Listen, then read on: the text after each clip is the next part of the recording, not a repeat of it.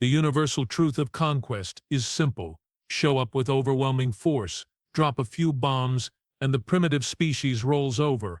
They throw down their weapons, hand over their resources, and beg for mercy. Every single time. Or at least that's what Commander Varix told us during briefing.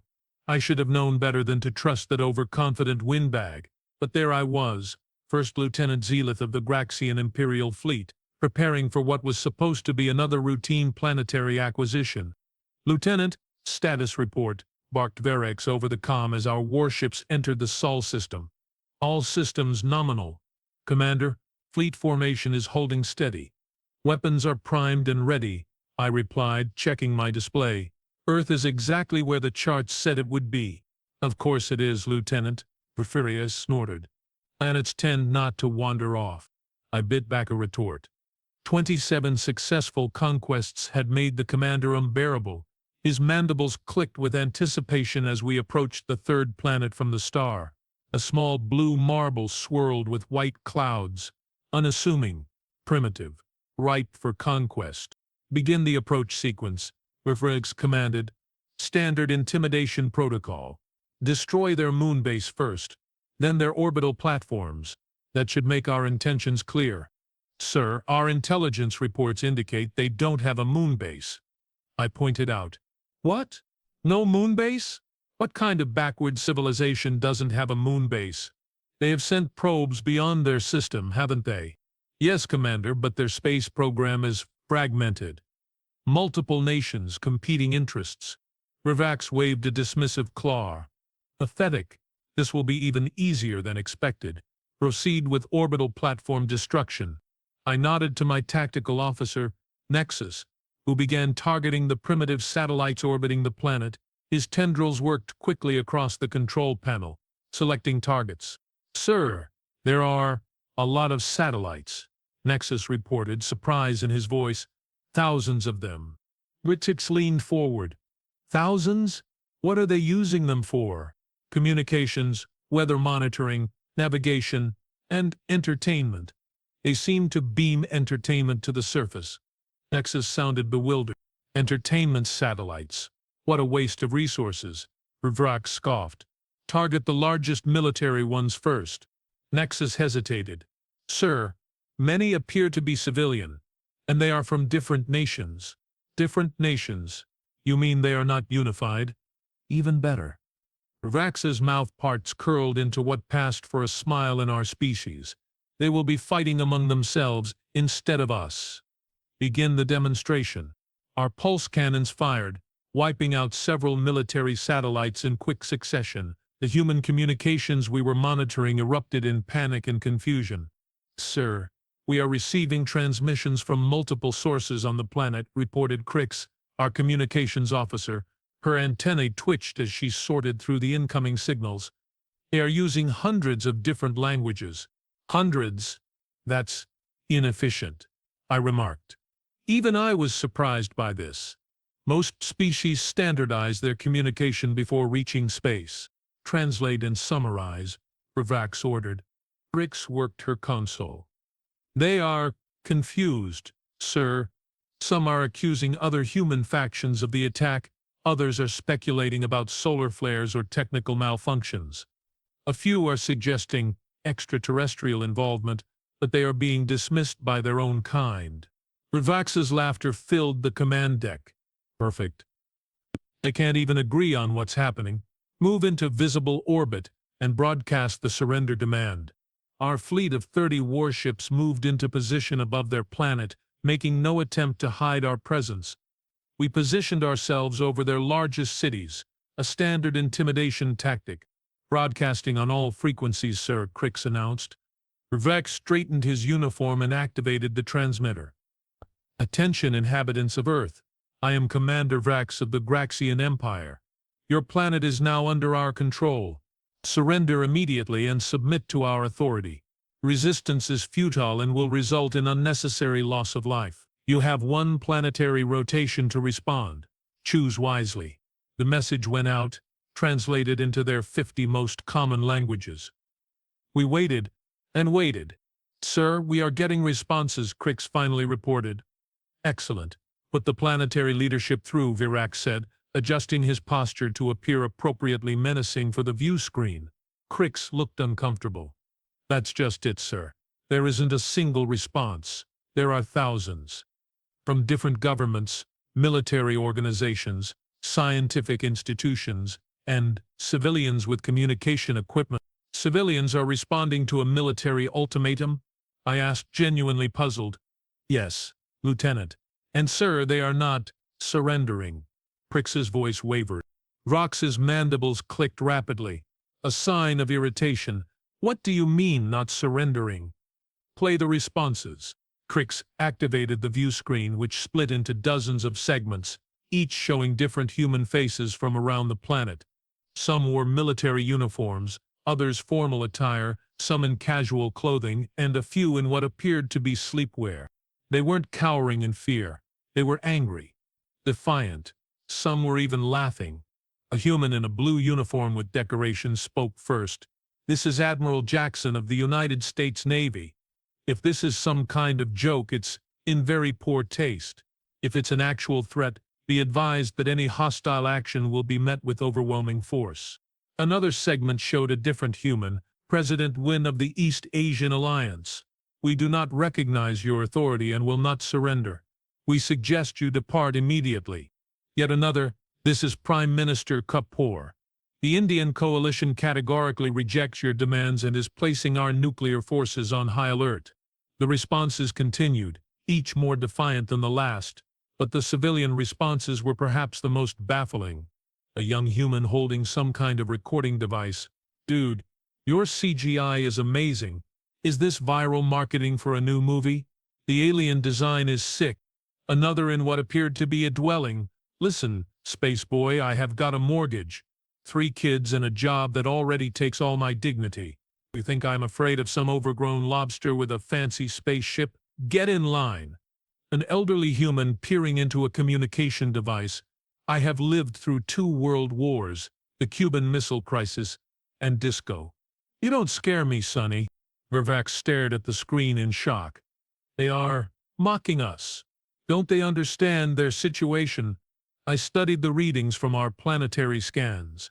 Sir, they do have nuclear weapons, primitive, but thousands of them, and their militaries appear to be mobilizing. Nuclear weapons? That's their defense? Radioactive rocks?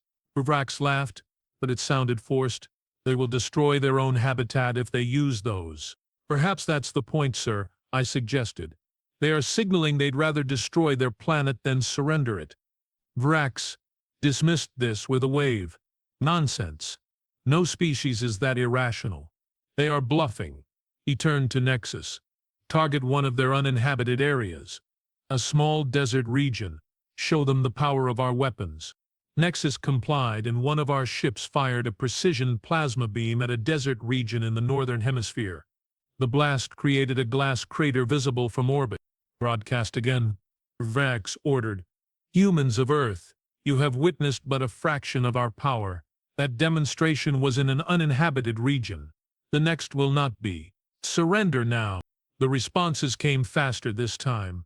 This means war. We will never surrender. Earth stands united against any threat. You have made a terrible mistake. And perhaps most concerning, we have been waiting for this day. We are not alone and we are not afraid. What happened next was unexpected. Multiple launch signatures appeared on our sensors, hundreds of them, then thousands. Sir, they are launching missiles. Nexus shouted, his tendrils flailing across his console. Nuclear-tipped missiles directed at our fleet. Impossible. Vrax hissed. Their technology can't reach us in orbit. I checked the trajectory calculations myself. Sir, they can't. The missiles will fall short. But I trailed off as I realized what was happening. The missiles weren't aimed at us. They were detonating in the upper atmosphere. Electromagnetic pulse, I whispered just as our sensors began failing. What? Vrax demanded. They are creating an electromagnetic shield. They are sacrificing their own orbital technology and surface electronics to disrupt our sensors and communications. I explained, watching as system after system on our ships began reporting interference. That's Insane, Varg sputtered. They are crippling themselves. No, sir, I corrected, a new respect forming for these humans. They are adapting. Look. Through the interference, our remaining sensors detected movement. The humans were mobilizing, but not in the way we expected. They weren't forming centralized defense forces. They were dispersing, spreading out, making themselves harder to target. Sir, we are receiving a transmission, Crix reported, single source, breaking through the interference. On screen, Orfax ordered. The view screen showed a human female in a simple uniform. No decorations, no indication of rank. Behind her stood representatives of what appeared to be different nations, united. I am Dr. Eleanor Patel speaking on behalf of Earth's Emergency Response Coalition. We have a message for you. Her voice was calm, measured, dangerous. You should have done your homework. Humans don't surrender. Not to storms, not to disease, not to each other, and certainly not to you. We have been imagining this moment for centuries. We have played out this scenario in our literature, our films, our games. We have been preparing without even knowing it. She leaned closer to the camera. You think we are primitive because our technology isn't as advanced as yours. That's your first mistake. Your second was assuming we would respond like other species you have conquered. Your third, she smiled, and even through the alienness of her features, I could recognize the predatory nature of that expression. Your third mistake was giving us time to prepare. One planetary rotation. Thank you for your generosity. It was more than enough. Reports flooded in from our ships. Earth's militaries were coordinating despite the EMP effects. They had fallback systems, hardened against electromagnetic interference. Primitive, analog technologies were being deployed alongside their most advanced weapons. Civilian populations were executing what appeared to be well-rehearsed emergency protocols. Sir, I said quietly to Vrax, I believe we may have miscalculated. Vrax's mandibles clicked rapidly, a sign of extreme agitation. Nonsense. They are one planet against 30 warships. Begin the invasion sequence. Deploy the ground forces. I exchanged glances with Nexus and Crix. We all knew what deploying ground forces meant. Our troops would be committed. Vulnerable. Commander, I tried again. Perhaps we should reassess. Their response is unprecedented. Their response is irrelevant, Vox snapped.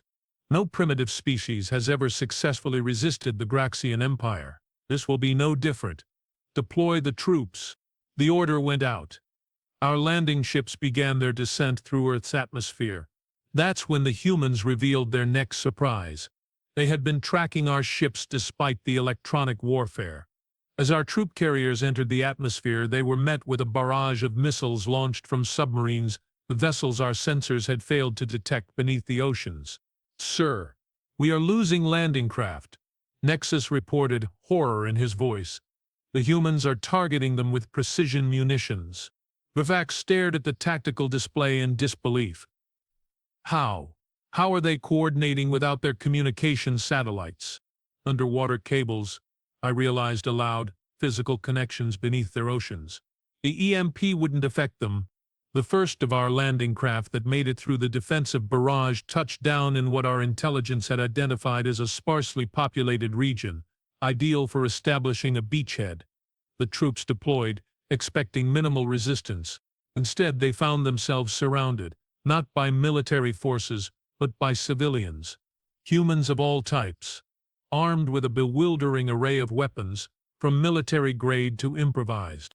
Sir, ground forces are reporting resistance at all landing sites. Crix relayed, her voice tight.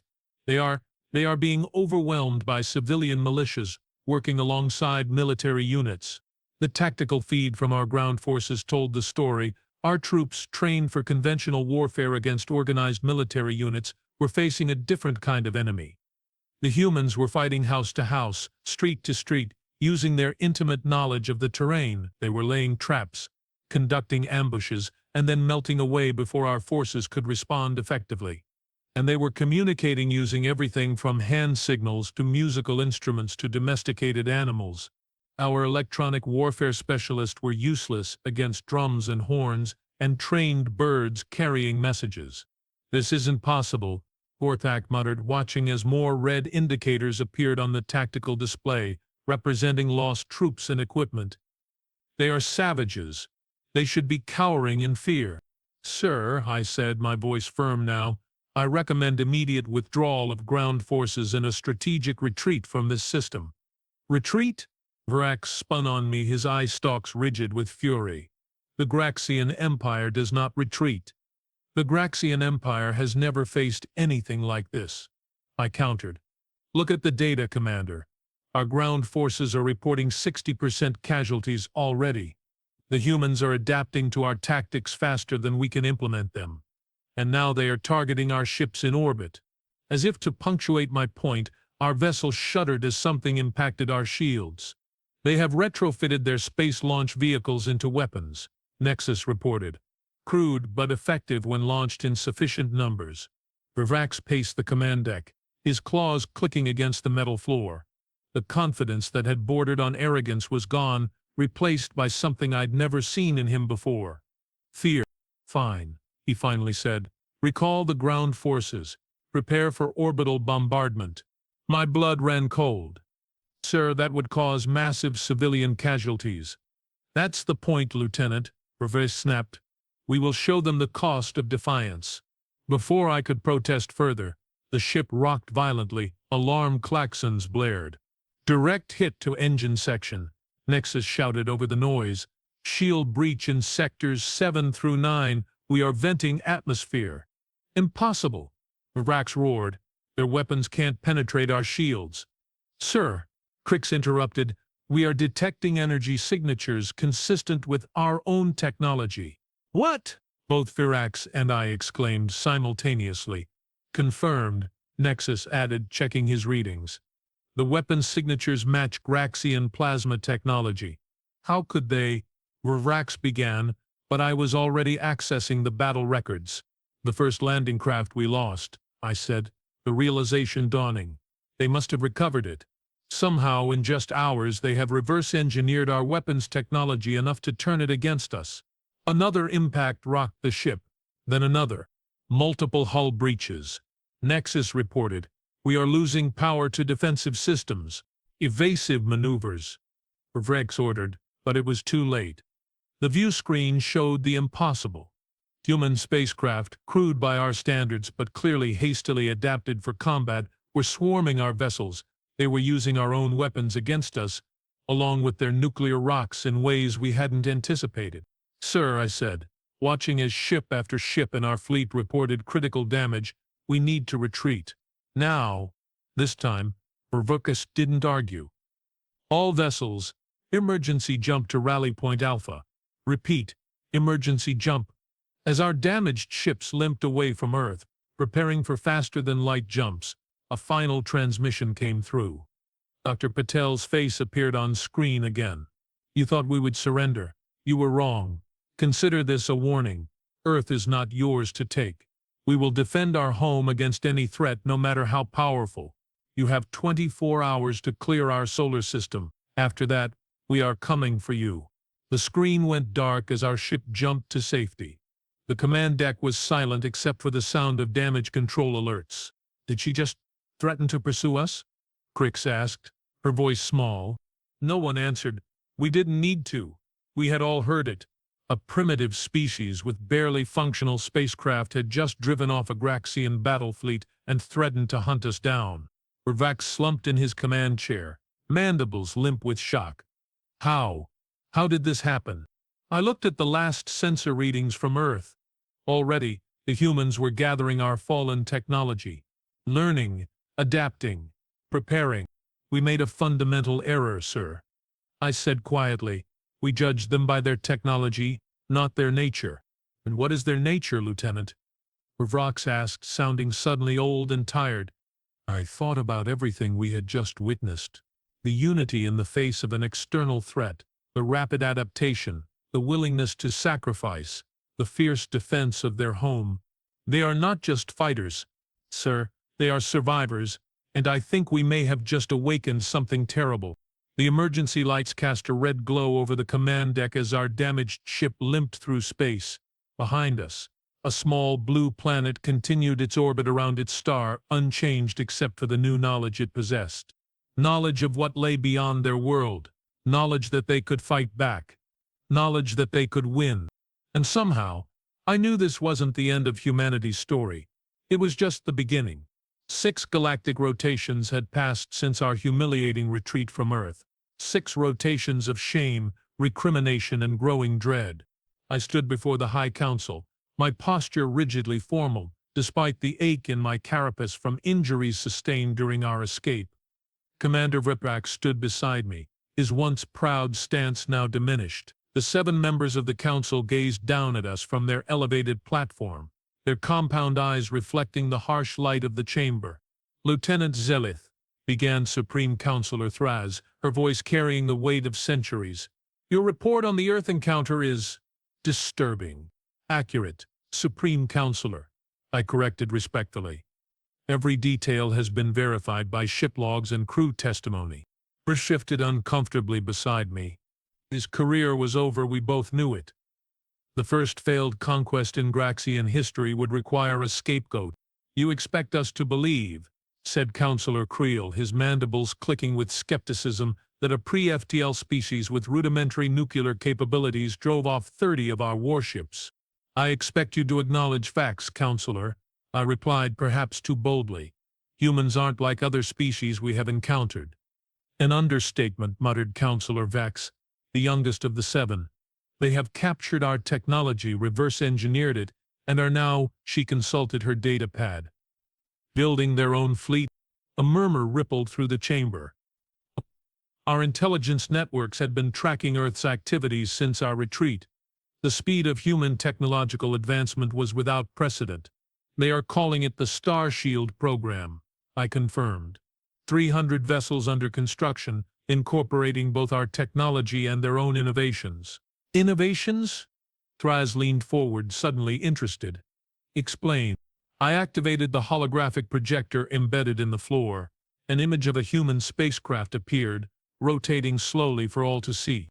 "They have modified our plasma weapons to work with their power systems. But that's not the concerning part," I explained. "They have developed a new shield configuration our simulations can't penetrate. And their propulsion system. They have somehow combined our FTL technology with what they call nuclear pulse propulsion. It's crude but effective, possibly even more efficient than our own engines in short bursts." "Impossible," Vrox interjected, breaking his silence. "No species could advance this quickly." I turned to him, no longer bothering to hide my disdain. "With respect, Commander, your inability to accept new information is what led to our defeat in the first place." The council chamber fell silent. No junior officer had ever spoken to a commander with such disrespect before the council. But instead of reprimanding me, Supreme Counselor Thraz made a sound that approximated laughter. "The lieutenant speaks truth, Commander Verax. Your failure to adapt cost us dearly." She turned her attention back to me. "Continue, Lieutenant. What else have the humans done?" I changed the hologram to show Earth itself. "They have united their planet in ways we didn't think possible. Former adversaries now work together in defense preparations. They have established lunar bases, weapons platforms throughout their system, and early warning networks. They are mining their asteroid belt for resources at an astonishing rate." "For defense?" asked Counselor Drex, the military strategist among them. "No, Counselor," I said, meeting his gaze steadily, "for expansion."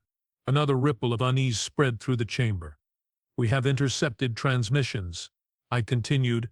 "They are planning to send expeditionary forces beyond their system, officially for exploration, but their vessels are heavily armed." "Are they coming here?" Vex asked, voicing the fear that gripped all of us. "Unknown," I admitted, "but they are certainly looking for us." Supreme Counselor Thraz rose from her seat, signaling the gravity of the situation. "The question before this council is simple. How do we respond to this threat?" Straightened, attempting to reclaim some authority. "The answer is equally simple, Supreme Counselor. We launch a full-scale assault. No more precision strikes or landing parties. We bombard their planet from orbit until nothing remains but ash." "With what fleet, Commander?" Counselor Drex asked pointedly. The vessels that survived your expedition require extensive repairs. Assembling a force large enough to overwhelm Earth's defenses would leave our core worlds vulnerable to the Martigan Horde and the Scion Collective. Then we negotiate, suggested Counselor Plex, the diplomat. Offer reparations, technology exchange, mutual defense pacts. Negotiate? Vrax sputtered. With primitives who got lucky once? Lucky I couldn't hold back.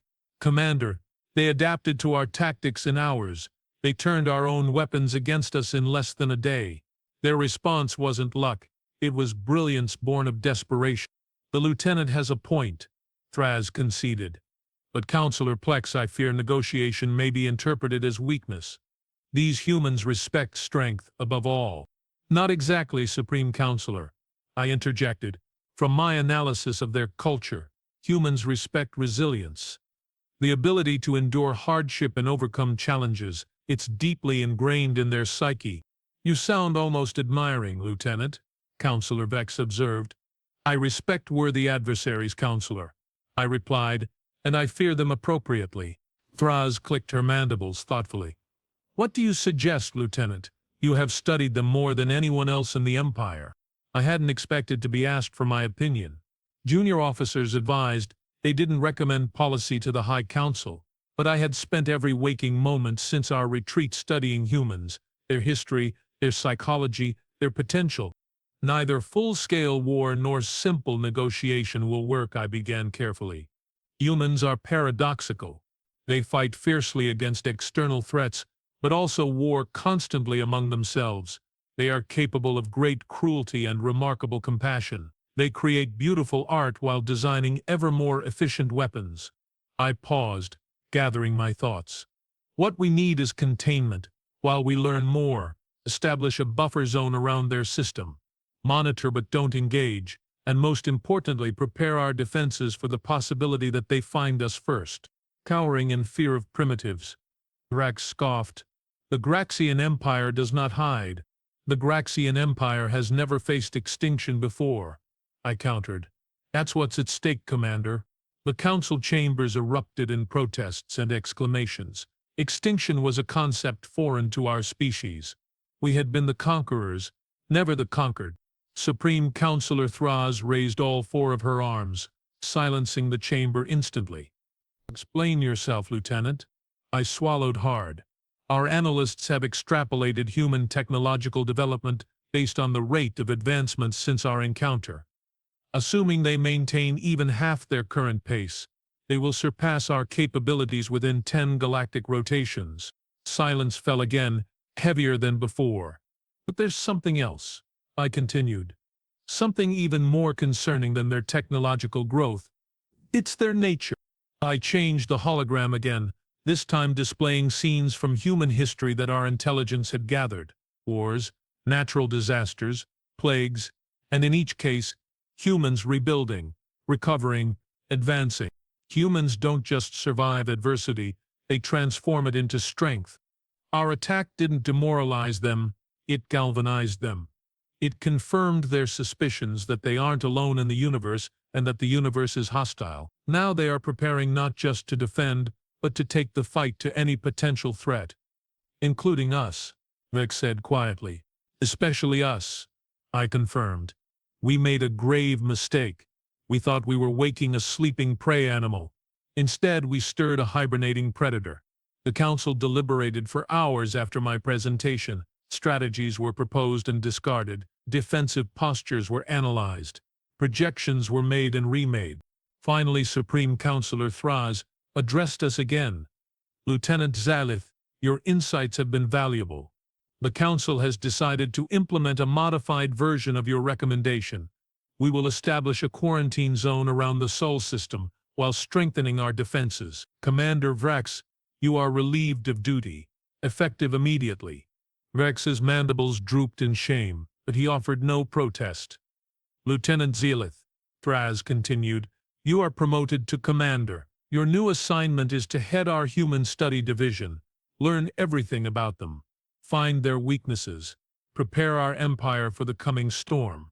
I saluted formally, though the promotion brought little joy. I knew too much about humans now to celebrate preparing for conflict with them. As the council session concluded, Counselor Vex approached me privately. "Commander Xylith," she said, testing my new title, "there's something I'd like to discuss away from official channels." She led me to a secure chamber adjacent to the council room. Once the door sealed behind us, she activated a jamming field to prevent surveillance. "You held back in your assessment," she said without preamble. "But didn't you tell the council?" I hesitated. Vex had a reputation for unconventional thinking, but what I had discovered might be considered treasonous. "Counselor, I have been reviewing our ancient records," I said cautiously, "specifically accounts from before the Empire's expansion, the Great Exodus." Vex's antennae twitched with interest. "What about it?" "We have always believed we left our homeworld due to resource depletion," I explained, "but I have found evidence suggesting something else. Something that might explain why humans seem so familiar in their responses." Vex's compound eyes widened slightly. "Go on." "There are references to another species in those ancient texts. A species that fought back when we attempted to conquer their world. A species that, according to the fragments I have translated, drove us from our original home system." Impossible. Vex whispered, but I could tell she was intrigued rather than dismissive. "Our history states we have never been defeated. History written by those in power, Counselor," I reminded her. "But the physical evidence is compelling. Human physiology shares certain basic structural elements with the species described in those texts. The time frame aligns with their own evolutionary history. And there's this." I produced a small data crystal and projected its contents' genetic sequences. "Human DNA contains markers that appear to have been artificially introduced approximately 20,000 years ago. Markers that enhance cognitive function, accelerate adaptability, and increase aggression when threatened." Vex stared at the projection. "You are suggesting that humans may be descendants of genetic experiments conducted by our ancestors," I finished, "possibly weapons designed for warfare that were abandoned when we fled our home system." "If this is true," Vex began. "Then we didn't just wake a predator," I said gravely. "We woke our own creation, one specifically designed to overcome us." The revelation hung between us like a physical presence. "The Council cannot know this yet," Vex decided. "Not until we have more evidence. This would cause panic." I nodded in agreement. "There's one more thing, Counselor. The humans have launched probes in all directions from their system. Long-range, automated craft equipped with our sensor technology. They are looking for something specific." "Us," Vex assumed. "No," I corrected. "According to the transmission fragments we have intercepted, they are looking for a planet, a world described in their oldest myths and legends. A world they believe their ancestors came from." Vex's exoskeleton paled. "They are looking for old Graxia." "Yes," I confirmed. "They are looking for home." 2 galactic rotations later, I stood on the observation deck of our frontier outpost, watching the stars. My new role as commander of the Human Study Division had given me unprecedented access to resources and information, but also to the front lines of our defensive perimeter. The quarantine strategy had proven ineffective. Humans hadn't respected our buffer zone. They had pushed through it with remarkable speed. Their ships were now venturing farther and farther from their home system, establishing colonies, mining operations, and military outposts. And they were learning. Every encounter with other species, peaceful or otherwise, added to their knowledge and capabilities. They formed alliances with some, fought brief, decisive wars with others. Always advancing, always adapting. "Commander," my aide, Trixus, interrupted my thoughts. "We have detected an unidentified vessel approaching from Sector 7. I turned away from the viewport.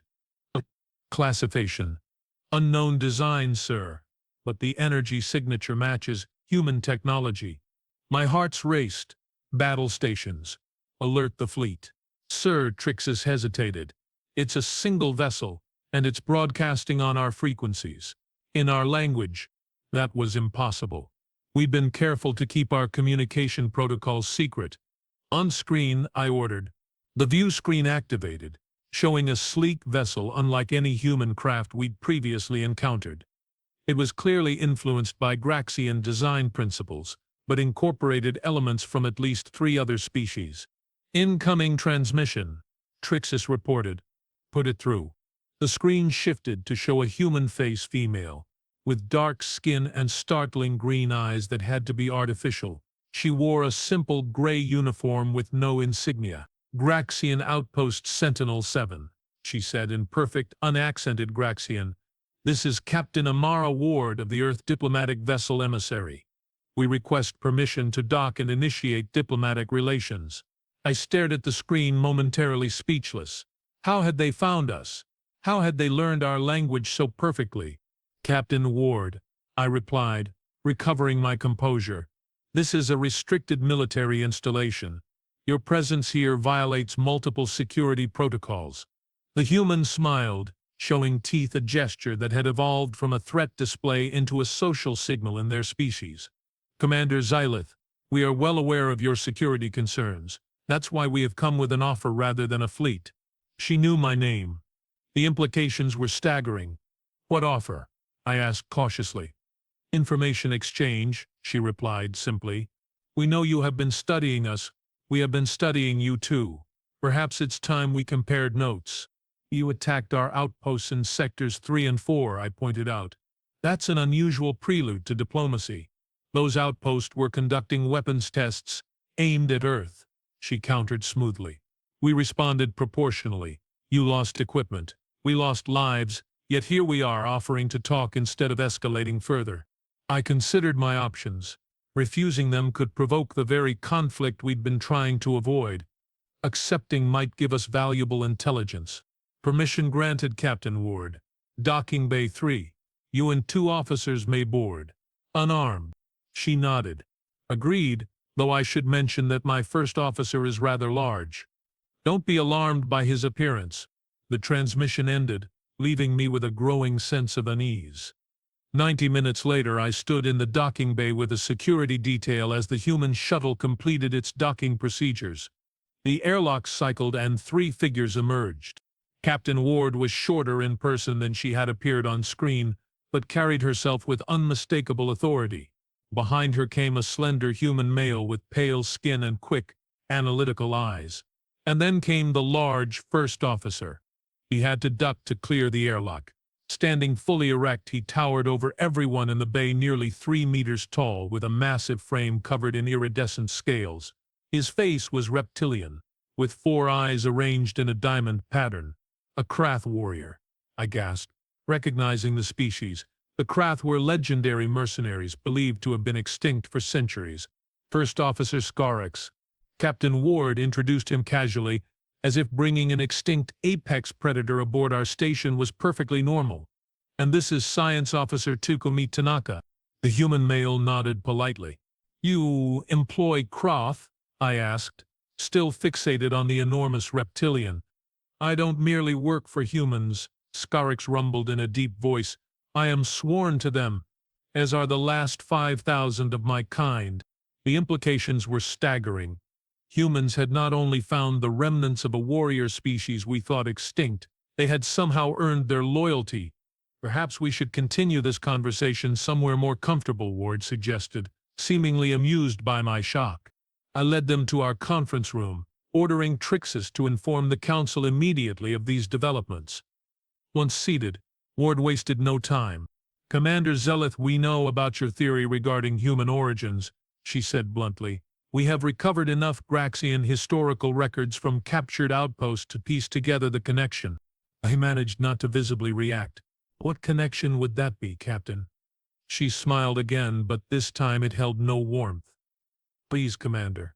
We are both too intelligent for games. Your ancestors engineered early humans as weapons in a war against an enemy you have erased from your official history. When that enemy defeated you anyway, you fled, abandoning your experiment. But we survived. We evolved. And now we have found you again. The human scientist Tanaka placed a data device on the table. It projected a genetic sequence, the same one I had shown Counselor Vex. Your genetic markers, Tanaka explained, dormant in most of our population, but increasingly expressing themselves as our technology advances. It's as if they were programmed to activate when we reached a certain developmental threshold, which we crossed, Ward continued. When your fleet attacked Earth, the stress response triggered widespread activation of these dormant genes,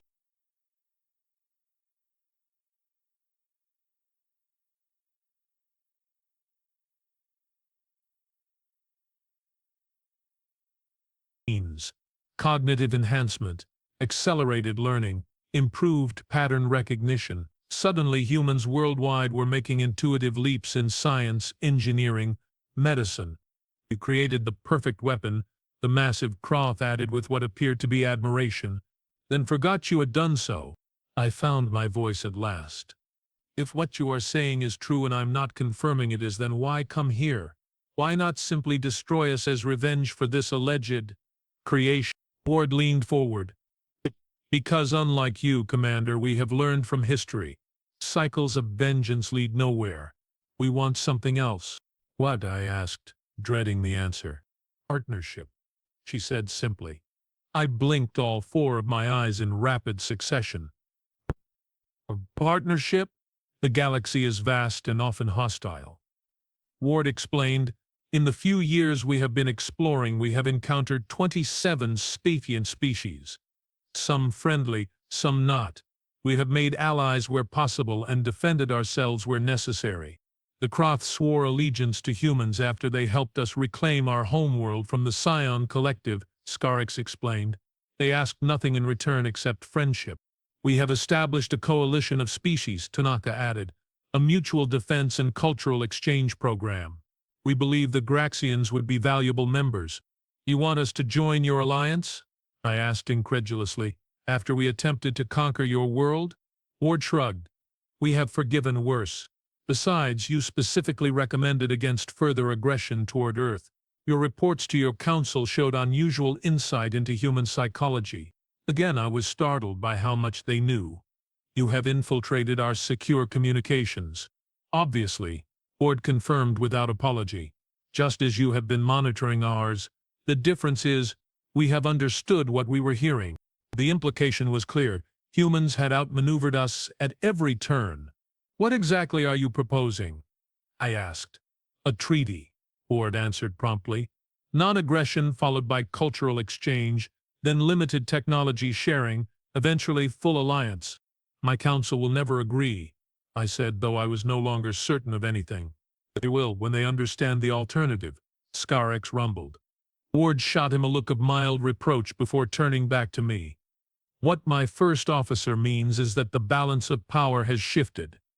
We don't want war, Commander Zelith, but if forced to fight, we will win. Your own projections confirm this. She was right. My latest analysis indicated that humans and their growing list of allies would overwhelm Graxian defenses within 5 years. Why me? I asked finally. Why bring this proposal to a military outpost rather than directly to the council?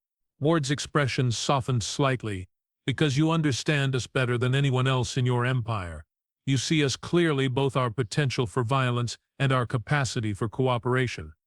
We need someone who can translate between our species, literally and figuratively. For the first time I realized what they were really offering. Not just a treaty but a future. A chance for the Graxian Empire to adapt rather than fall. I will present your proposal to the council. I said at last. I can't promise they will accept it. They will, Ward said with that unnerving human confidence. Because you will help them understand what I'm about to show you. She nodded to Tanaka, who activated another holographic display. It showed a star map of a region I didn't recognize. 3 months ago, one of our deep space probes detected these energy signatures. Ward explained as several points on the map illuminated. They match no known technology, not ours, not yours, not any species we have encountered. I studied the display with growing concern. The pattern of signals indicated a large fleet moving with purpose. We believe this is the force that drove your ancestors from old Graxia. Ward continued.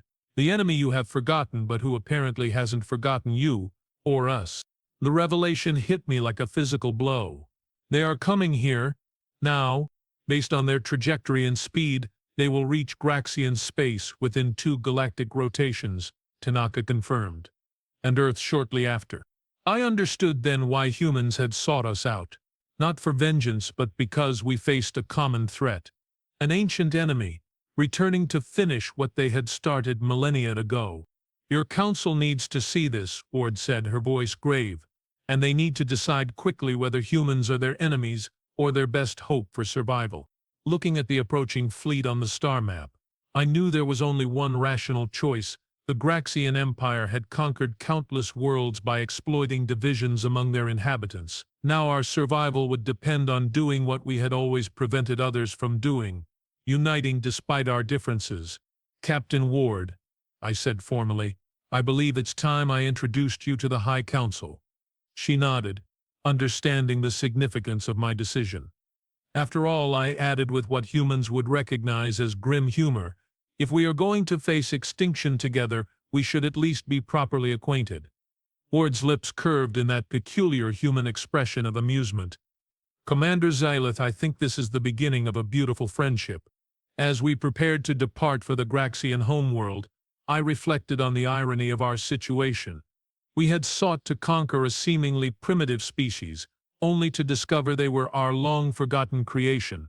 We had awakened them to their potential, and now our survival might depend on them. The humans had a saying I'd learned, be careful what you wish for.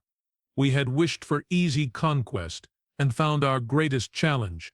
They had wished to know their origins, and found their creators, and now we both faced an enemy neither fully understood. But watching Captain Ward coordinate with her crew, human and alien alike, I felt something I hadn't experienced since before our ill-fated mission to Earth. Hope.